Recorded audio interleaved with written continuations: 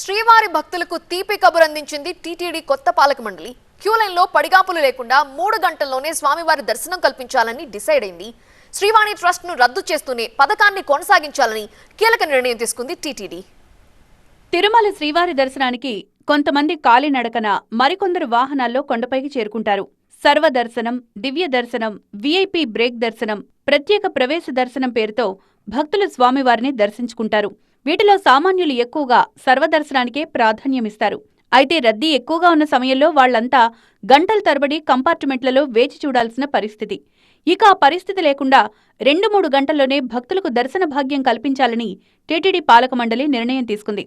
Artificial intelligence సాయంతో virtual queue లైన్లు ఏర్పాటు చేసి సర్వదర్శనం భక్తులకి 2-3 గంటల్లోనే దర్శనం కల్పించేలా చర్యలు తీసుకోవాలని డిసైడ్ అయింది. 2-3 గంటల్లో దర్శనం అయ్యేలాగా, అంటే రాగానే వెంటనే దర్శనం అవ్వదు. 2-3 గంటలు అంటే వర్చువల్ క్యూ ఎలా అయితే ఎస్ఎస్డి వాళ్ళకి రేపు పొద్దున్న 11 గంటల రావాలని అలా ఇస్తున్నాం, అలాగే ఏ విధంగా అందరికీ కూడా అలా ఇచ్చి ఈ ఫిజికల్ క్యూలో అంతసేపు ఉండాల్సిన అవసరం ఉండకూడదు అనేది బోర్డు యొక్క ఉద్దేశం. దాని ప్రకారం ఈ ఆర్టిఫిషియల్ ఇంటెలిజెన్స్ కానీ లేకపోతే మోడర్న్ టెక్నాలజీని యూజ్ చేసి స్టడీ చేసి చేయడం అనేది ఉద్దేశం.